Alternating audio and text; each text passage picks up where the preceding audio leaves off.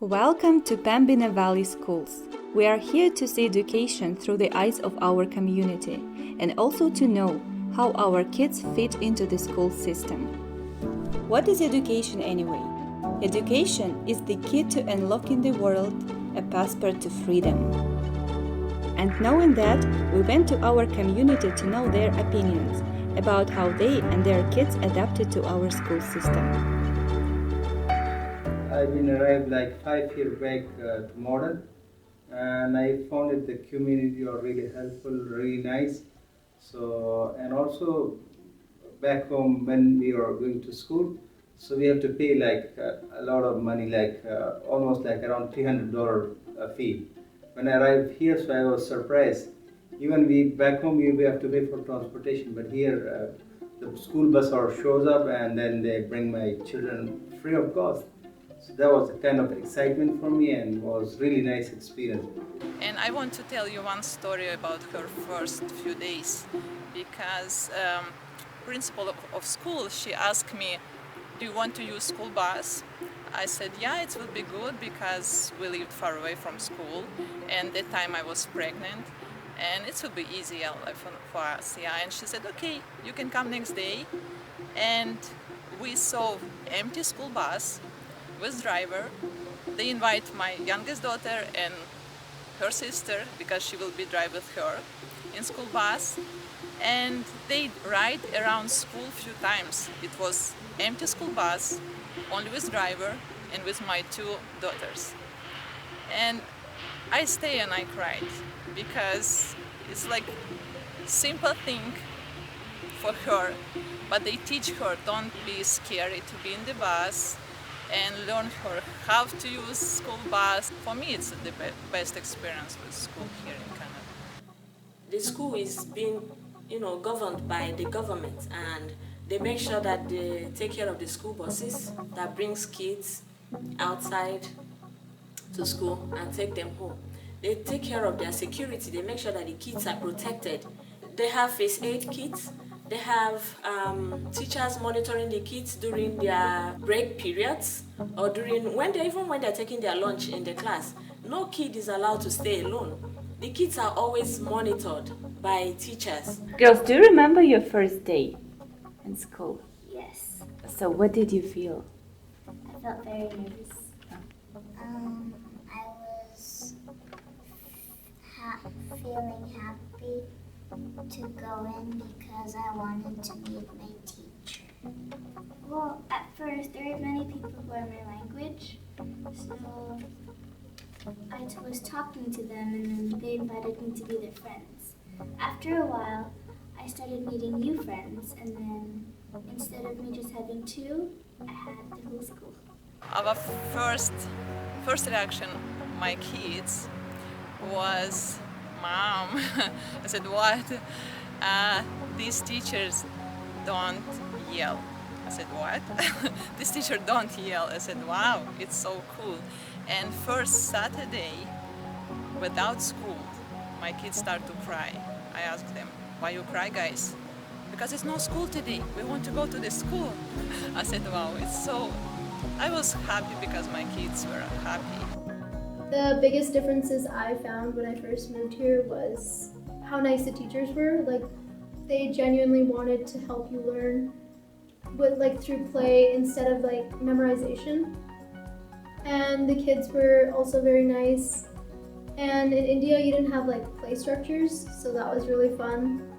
And there was a lot more breaks in between as well, and a lot less homework, which was great. But my parents didn't love that, but I loved it. So you were a teacher.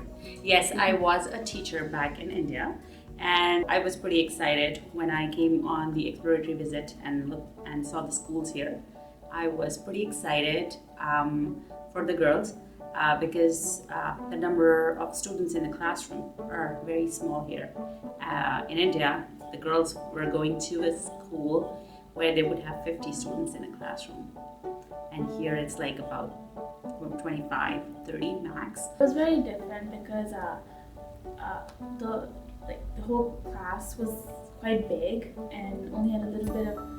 For us, there was a handful of kids because we'd gone to schools where there was barely any space because there were so many kids in one classroom.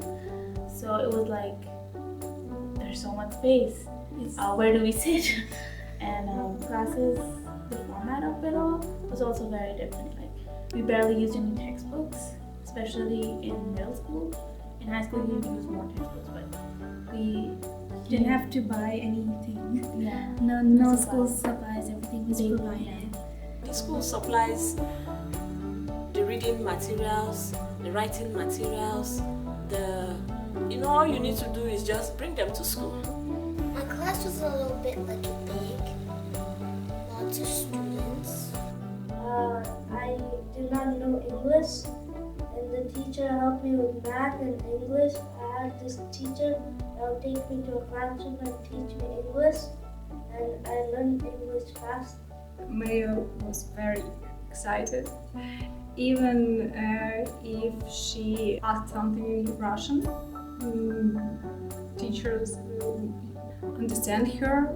He asked questions and asked her to show what she wants. So I can't remember something similar in Ukraine. Какое-то беспокойство друг за друга. У меня, да, потому что когда я первый день пошла в школу, я не знала, в каком классе Алина, и я волновалась. Да, мы еще поначалу на переменах бегали вокруг школы, особенно я там вокруг школы по снегу, ищу ее, где она, на какой она площадке там играется. Could you tell us how it was in elementary school? It was very nice. There was lots of friendly people that helped me, and the teachers were really nice. They showed me around the school and helped me build a satellite. I remember it. The first day I went to school, the student council helped me take a tour around the school and showed me where my classes were and who my teachers were. It was a really nice day because they were really welcoming and friendly, so I didn't feel like I was in a new environment.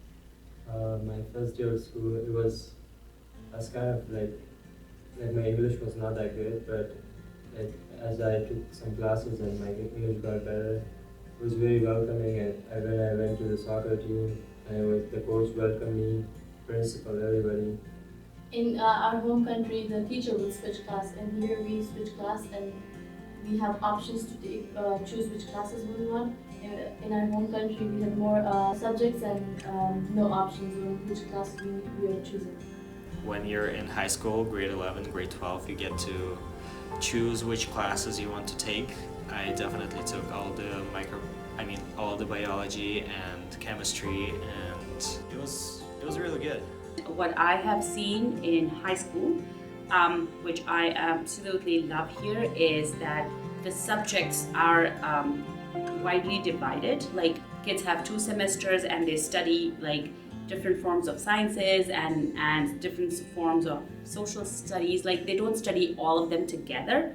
So they study history in one semester, and then they study geography in the next semester. That kind of gives the idea of if I love this subject or no, do I want to study more in that subject or no? Because what happens is when you're studying sciences together, like you're studying like 10 subjects. That's what kids were studying back in India together. And that's like, you're so stressed. Like, you really don't know if I really want to do this much, if I really want to, so they don't get the choice of, enjoying the subject. Whereas here, when they study, say they study history once, and then I find it interesting, Mom, maybe I want to study more about history. I want to study about Canadian history. I want to study about American history. So, it gives them enough, to explore.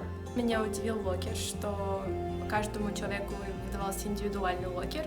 Это шкафчик, где ты мог хранить свои вещи, книжки. Даже если зимой ты приходишь, что ты можешь положить туда свою куртку и не переживать за ней, не носить ее все время.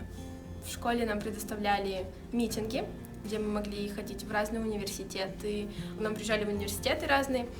И мы могли разговаривать с каждым представителем университета. Они приезжали просто абсолютно отовсюду.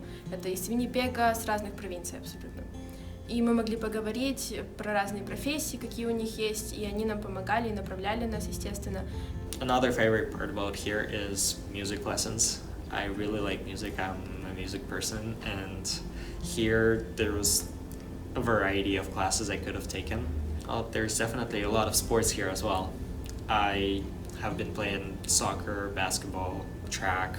There's a lot of big competitions. If you made provincials, you would go to Winnipeg to the provincials for a few days, and there would be a big competition with a lot of people coming from the entire Manitoba. And then people who made top 3 in provincials would go to national competition, which is really competitive, but it's great.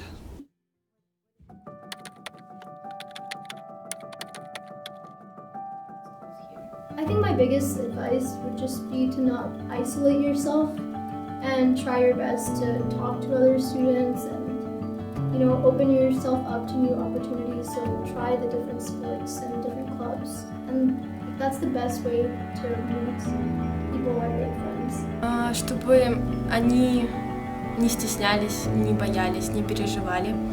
Если есть вопросы, то обязательно спрашивали. There will be change and it can be scary. You will only change for the better if you just focus on what you think is important to you in school. If it's studies, if it's sports, if you focus on one thing, you will find friends and other hobbies and an environment that you like. And it's going to be different than what you think initially. But it's going to be fun. Probably the biggest advice is be bold. Don't shy away from people, actually try to talk to people. You're probably gonna find a lot of people from where you came from because it's just the area where we are. So, how would you describe your schools in a couple words? I feel safe leaving my kids out there to go to school. Exciting. I like it. On a scale from 1 to 10, I like it a 9. I forgot. Nice learning and nice teachers. Different but good. Okay. The concerns which people have when starting life in a new country are vast, especially when it comes to their kids. Some of the questions we hear from families are: how will my child be integrated with no English skills? How will he learn in a play environment and with no homework? How will he get to school? What will he eat for lunchtime? Will my kid be able to make friends in a new community? Naturally, you have similar questions and more. Remember, you are coming to a culture where every child is valued, and it will surprise you how many people there are who are willing to help. You are not alone.